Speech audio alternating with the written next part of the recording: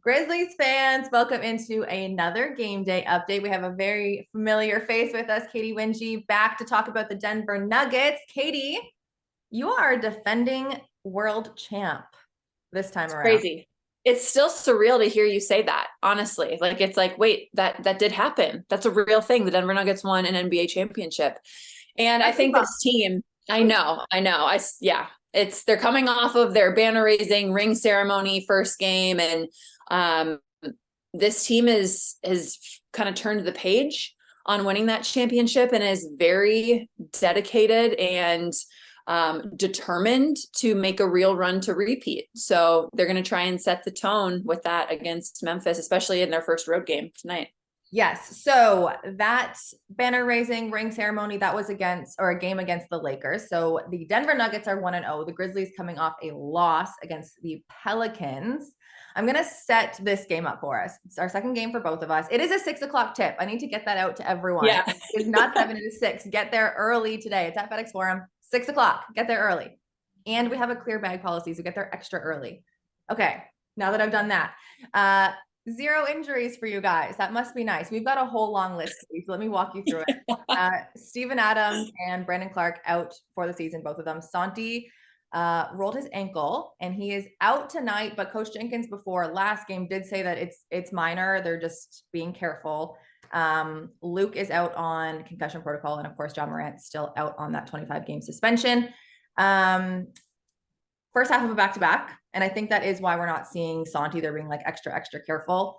Sure. Going against the champs, one of the most powerful offenses in this entire league. You guys led by as much as 18 in the first half against the Lakers. You're led by a former MVP in Nikola Jokic, Jamal Murray, KCP also put up 20 plus points in that first game.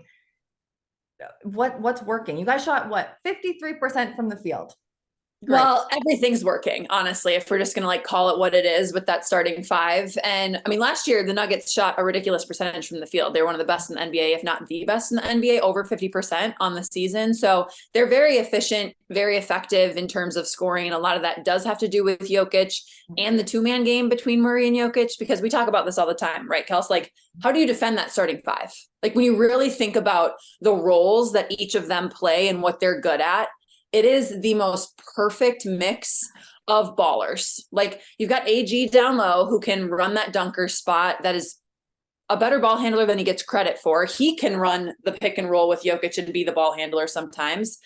Got Jamal Murray who can just dissect defenses. When Jokic sets that high ball screen, he is just a masterclass in the mid-range and has completely dominated executing that pocket pass to Joker to get him the basketball.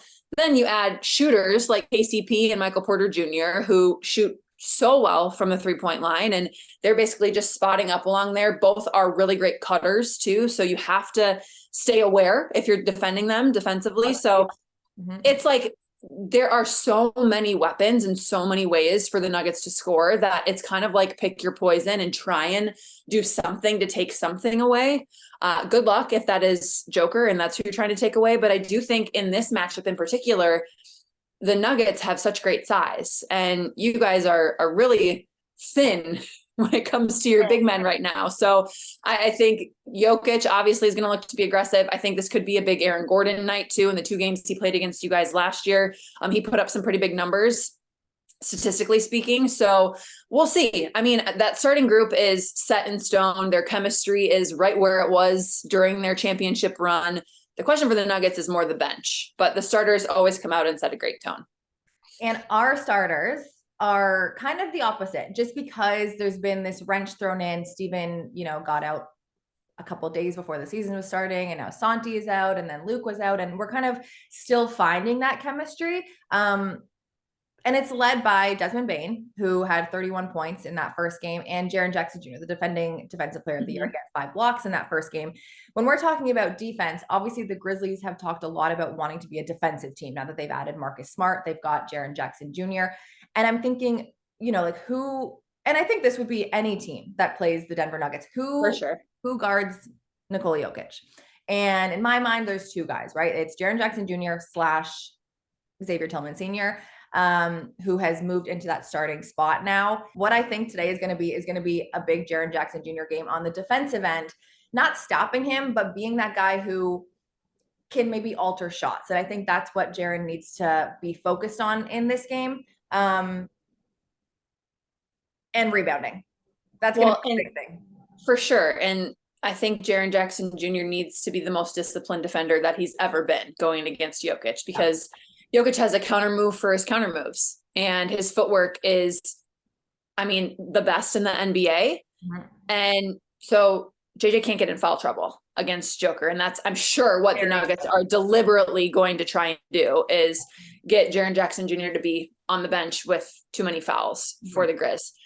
They're going to have to handle the boards. The Nuggets are very focused on the boards coming into this game because they didn't have a great rebounding showing in that game against the Lakers. I think they had 17 second chance points, so that was great, but they didn't handle the defensive glass in the way that they really wanted to. So it's on the top of their minds. And when you talk about building championship habits and continuing to be a championship caliber team, it's all about the little things with this Nuggets team. So it's like, okay, if we need to fix a habit, we need to do it right away and get back to who we are and make sure that we're doing things the right way and playing our style of basketball, which includes being really solid on the boards. Yeah. My other thing, it's kind of a question that I wanted to ask you, just because, there's not a whole lot of data about this season yet. Like later on, I'm going to be like, hey, the last 10 games, it looks like this.